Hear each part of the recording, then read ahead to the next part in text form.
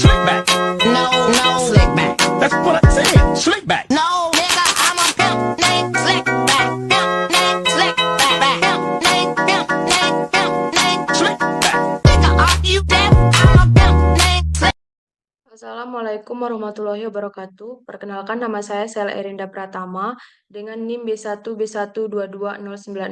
Di sini saya akan menjelaskan tentang APBD kabupaten atau kota.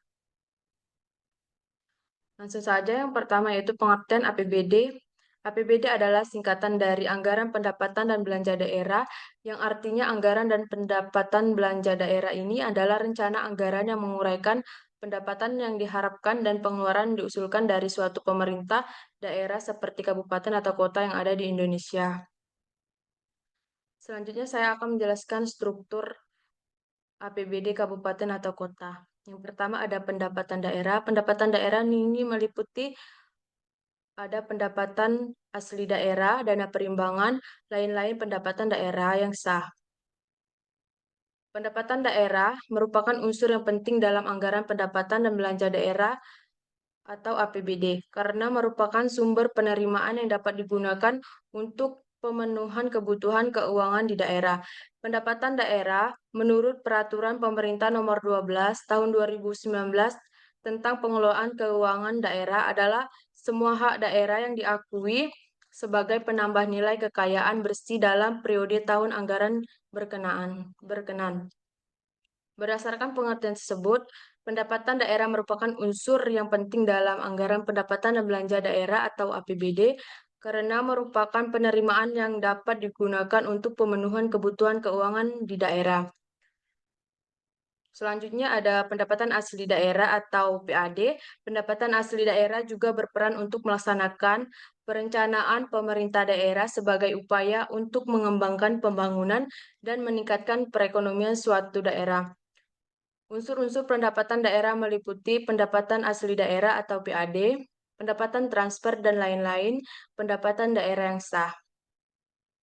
Menurut Undang-Undang Nomor 23 Tahun 2014 tentang Pemerintah Daerah, pendapatan asli daerah adalah pendapatan yang diperoleh daerah yang dipungut berdasarkan peraturan daerah sesuai dengan peraturan perundang-undangan. Menurut Halim, tahun 2004, dalam bukunya yang berjudul Manajemen Keuangan Daerah, menyebutkan bahwa PAD adalah semua penerimaan daerah yang berasal dari sumber ekonomi asli daerah. PAD merupakan komponen untuk menghitung kemandirian keuangan suatu daerah dalam melaksanakan otonomi daerah.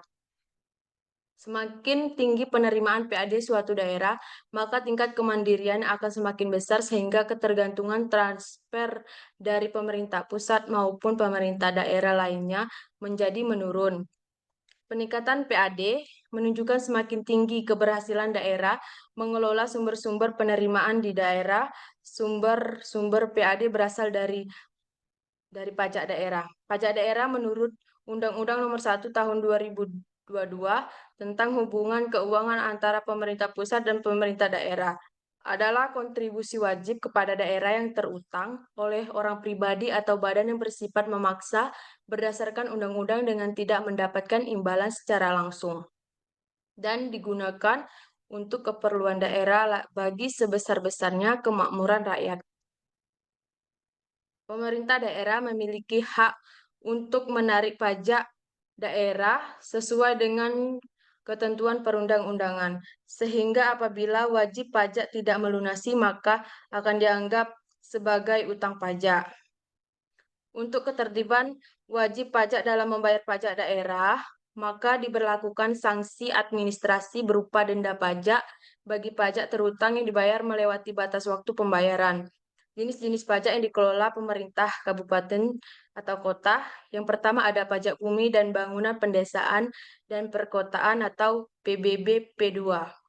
Yang kedua, bea perolehan hak atas tanah dan bangunan atau BPHTB. Yang ketiga, pajak barang dan jasa tertentu atau PBJT. Yang keempat, pajak reklame. Yang kelima, pajak air tanah. Yang keenam, pajak mineral bukan logam dan bantuan atau MBLB. Yang ketujuh, pajak sarang burung walet. Yang kedelapan, pajak kendaraan bermotor atau PKB. Yang ke-9, absen bea balik nama kendaraan bermotor atau BBNKB. Yang selanjutnya ada retribusi daerah. Retribusi daerah adalah pungutan daerah sebagai pembayaran atas jasa atau pemberian izin tertentu yang khusus disediakan atau diberikan pemerintah daerah untuk kepentingan orang pribadi atau badan. Berbeda dengan pajak daerah, pemungutan retribusi daerah terdapat kontestasi yang secara langsung bisa ditunjuk. Wajib retribusi menggunakan atau menikmati jasa yang diberikan atau atas pungutannya. Adapun jenis-jenis retribusi daerah.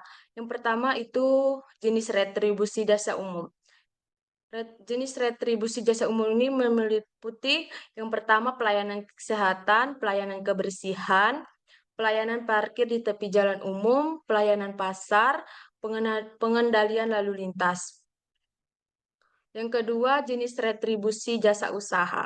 Yang pertama ada penyediaan tempat kegiatan usaha berupa pasar grosir, pertokoan, dan tempat kegiatan usaha lainnya.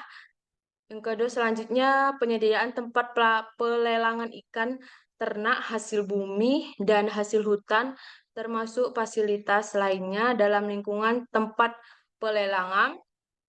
Ada juga penyediaan tempat khusus parkir di luar badan jalan. Selanjutnya, penyediaan tempat penginapan atau pesanggrahan atau villa. Selanjutnya ada pelayanan rumah potong hewan ternak. Selanjutnya pelayanan jasa kepelabuhan, pelayanan tempat rekreasi pariwisata dan olahraga, pelayanan penyeberangan orang atau barang dengan menggunakan kendaraan di air, penjualan hasil produksi usaha pemerintah daerah, pemanfaatan aset daerah yang tidak mengganggu penyelenggaraan tugas dan fungsi OPD atau optimalisasi aset daerah dengan tidak mengubah status kepemilikan. Yang ketiga, perizinan retribusi tertentu. Meliputi persetujuan bangunan gedung, penggunaan tenaga kerja asing, penggunaan pertambangan rakyat. Selanjutnya ada belanja daerah. Belanja daerah ini meliput klasifikasi belanja menurut organisasi, klasifikasi belanja menurut fungsi, klasifikasi belanja menurut program dan kegiatan. Yang terakhir ada klasifikasi belanja menurut jenis belanja.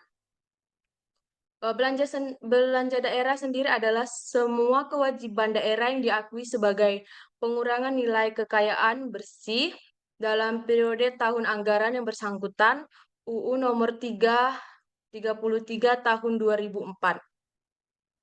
Belanja daerah meliputi semua pengeluaran dari rekening kas umum daerah yang mengurangi ekuitas dana lancar yang merupakan kewajiban daerah dalam 1 tahun anggaran yang tidak akan diperoleh pembayarannya kembali oleh daerah atau Peraturan Perundangan Nomor 58 Tahun 2005 tentang Pengelolaan Keuangan.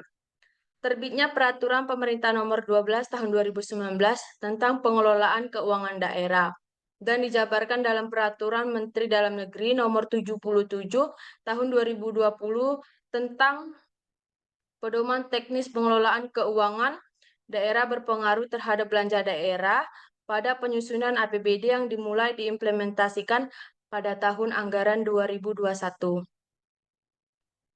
Belanja daerah merupakan semua kewajiban pemerintah daerah yang diakui sebagai pengurang nilai kekayaan bersih dalam periode tahun anggaran berkenan. Tujuan belanja daerah adalah untuk mendanai pelaksanaan urusan pemerintah yang menjadi kewenangan daerah yang terdiri dari urusan pemerintah wajib. Urusan pemerintah wajib adalah urusan pemerintah yang wajib diselenggarakan oleh pemerintah daerah dalam 1 tahun angkatan. Terdapat 2 jenis urusan wajib pemerintah daerah, yaitu yang berkaitan dengan pelayanan dasar meliputi pendidikan, kesehatan, pekerjaan umum dan penataan ruang, perumahan rakyat dan kawasan permukiman, ketentraman, ketertiban umum, dan perlindungan masyarakat serta sosial. Sedangkan urusan pemerintah wajib yang tidak berkaitan dengan pelayanan dasar meliputi tenaga kerja, pemberdayaan perempuan dan perlindungan anak, pangan pertahanan, lingkungan hidup, administrasi kependudukan dan pencatatan sipil, pemberdayaan masyarakat dan desa, pengendalian penduduk dan keluarga berencana, perhubungan, komunikasi dan informatika, koperasi, usaha kecil dan menengah, penanaman modal, kepemudaan dan olahraga, statistik, persandian, kebudayaan, perpustakaan, serta kearsipan. Selanjutnya ada urusan pemerintah pilihan. Urusan pemerintah pilihan merupakan urusan pemerintah yang wajib dilaksanakan oleh daerah sesuai dengan potensi yang dimiliki daerah, meliputi kelautan dan perikanan, pariwisata, pertanian, kehutanan, energi dan sumber daya mineral, perdagangan, perindustrian, dan transmigrasi.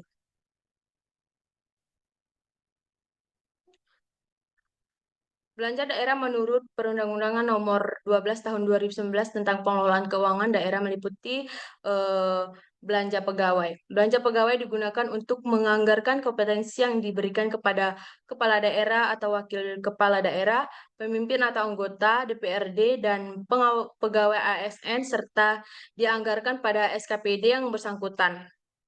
Selanjutnya ada belanja barang dan jasa.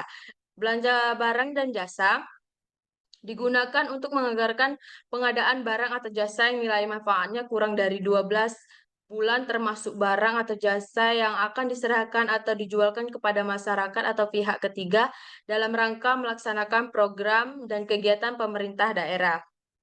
Selanjutnya ada belanja bunga.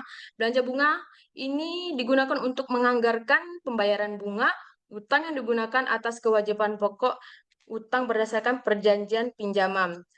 Selanjutnya ada belanja subsidi. Belanja subsidi ini diberikan kepada BUMN atau BUMD atau badan usaha milik swasta yang bertujuan untuk meningkatkan hasil jual produksi atau jasa yang dihasilkan. Selanjutnya ada belanja hibah. Belanja hibah diberikan kepada pemerintah pusat, terus pemerintah daerah, BUMN, BUMD, atau badan dan lembaga, serta organisasi kemasyarakatan yang berbadan hukum Indonesia. Belanja hibah bersifat spesifik yang telah ditetapkan peruntukannya tidak wajib dan tidak mengikat, serta tidak secara terus-menerus setiap bulan anggaran kecuali ditentukan lain oleh peraturan perundang-undangan. Selanjutnya ada belanja bantuan sosial. Belanja bantuan sosial digunakan untuk menganggarkan pemberian bantuan berupa uang atau barang kepada individu, kelompok, keluarga, dan masyarakat yang bersifat tidak terus-menerus dan selektif. Selanjutnya ada belanja modal. Belanja modal digunakan untuk menganggarkan pengeluaran yang dilakukan dalam rangka pengadaan aset tetap dan aset lainnya. Pengadaan aset tetap harus memenuhi kriteria antara lain, mempunyai manfaat lebih dari 12 bulan, digunakan dalam kegiatan pemerintah daerah, dan memenuhi batas minimal kapitalitas aset tetap.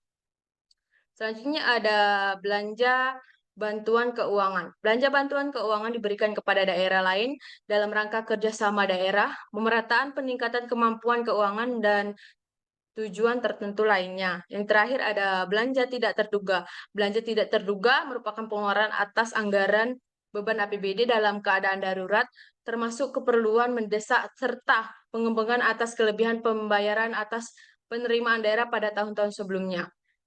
Dan selanjutnya ada pembiayaan. Pembiayaan ini meliputi dua, penerimaan pembiayaan, pengeluaran pembiayaan. Pembiayaan adalah setiap penerimaan yang perlu dibayar kembali dan atau pengeluaran yang akan diterima kembali baik pada tahun berkenan maupun pada tahun anggaran berikutnya. Penerimaan pembiayaan meliputi silpa, pencairan dana cadangan, hasil penjualan, kekayaan yang dipisahkan, penerimaan pinjaman daerah, penerimaan kembali pemberian pinjaman daerah, dan penerimaan pembiayaan lainnya. Selanjutnya, pengeluaran pembiayaan. Daerah meliputi pembayaran cicilan pokok yang jatuh tempo, seperti penyertaan modal daerah, pembentukan dana cadangan, pemberian pinjaman daerah, dan pengeluaran pembiayaan lainnya. Penetapan APBD harus dilaksanakan tepat waktu seperti yang tertuang dalam Pasal 312 Ayat 1 Undang-Undang Nomor 23 Tahun 2014 tentang pemerintah daerah, bahwa kepala daerah dan DPRD wajib menyetujui bersama rancangan Perda tentang APBD paling lambat 1 bulan sebelum dimulai tahun anggaran setiap tahun. Sehingga paling lambat tanggal 30 November harus sudah ada kesepakatan antara kepala daerah dan DPRD. Baiklah, selanjutnya saya akan menjelaskan tentang siklus APBD kabupaten atau kota. Yang pertama yaitu RPJPD dilaksanakan melalui RPJMD. RPJMD dijabarkan ke dalam Renstra SKPD dan diterjemahkan ke dalam RKPD. Selanjutnya RPJMD menjadi dasar pencapaian kinerja daerah jangka menengah yang dilaksanakan melalui RKPD. Selanjutnya, keberhasilan pencapaian visi dan misi kepala daerah ditentukan oleh keberhasilan pencapaian kinerja Renstra, SKPD, dan Renja SKPD. Selanjutnya, selalu program selama 5 tahun, seluruh Renstra memedomani program prioritas dalam RPJMD. Selanjutnya, RPJMD ini dilaksanakan melalui RKPD. Selanjutnya, Renja SKPD menerjemahkan program prioritas RKPD ke dalam kegiatan prioritas RKPD serta dalam penyusunan RAPBD. Selanjutnya, realisasi triwulan DPA SKPD menjadi dasar pengendalian atau hasil RKPD dan Renja SKPD.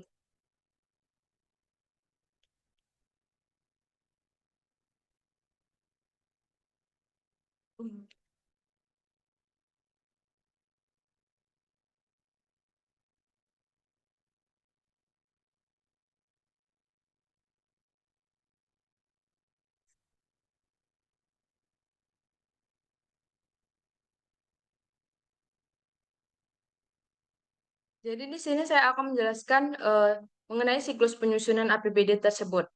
Yang pertama, melalui proses perencanaan dimulai dari rencana pembangunan jangka panjang daerah atau RPJPD dengan memperhatikan rencana pembangunan jangka menengah nasional.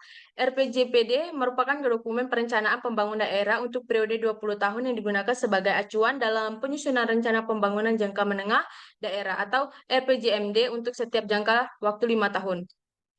Selanjutnya yang kedua, setelah RPJMD ditetapkan, pemerintah daerah menyusun rencana kerja pemerintah daerah atau RKPD yang merupakan penjabaran dari RPJMD untuk jangka waktu 1 tahun yang mengacu kepada rencana kerja pemerintah.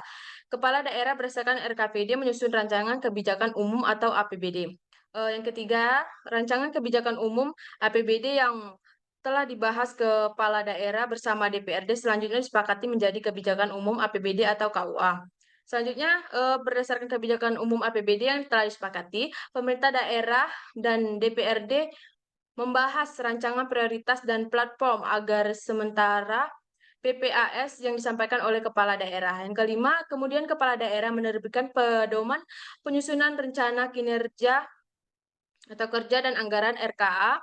SKPD sebagai pedoman kepala SKPD menyusun RKA SKPD berdasarkan nota kesepakatan.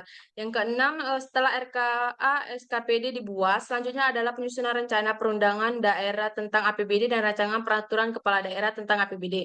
Yang ketujuh, setelah disepakati APBD, ditetapkan dengan peraturan daerah dan dilaksanakan selama 1 tahun anggaran. Yang kedelapan, selama pelaksanaan APBD dilakukan pengawasan dan evaluasi terhadap pelaksanaan APBD serta menyusun laporan keuangan daerah. Baiklah, selanjutnya saya akan menjelaskan siklus penyusunan APBD secara umum. Yang pertama itu perencanaan. Perencanaan perumusan program kebijakan yang akan dijalankan oleh eksekutif atau Pemda dalam tahun anggaran berikutnya. Yang kedua ada menyusun rencana kerja anggaran RKA yang mencakup rincian kegiatan sumber pendapatan dan target kinerja. Yang ketiga ada pendapatan dan persetujuan, rencana kerja dan pendapatan dan anggaran atau RKA yang telah disusun sebelumnya diserahkan kepada eksekutif atau Pemda dan legislatif atau DPRD untuk pembahasan dan persetujuan. Yang selanjutnya ada pelaksanaan. Yang maksud pelaksanaan ini APBD mulai dilaksanakan sesuai rencana kerja dan anggaran RKA yang telah disetujui dan diterapkan sebelumnya. Selanjutnya itu pertanggungjawaban melakukan evaluasi dan pengawasan pencapaian kinerja memberikan transparansi kepada publik dan pemangku kepentingan. Mungkin sekian saja yang bisa dapat saya sampaikan. Saya akhiri. Wassalamualaikum warahmatullahi wabarakatuh.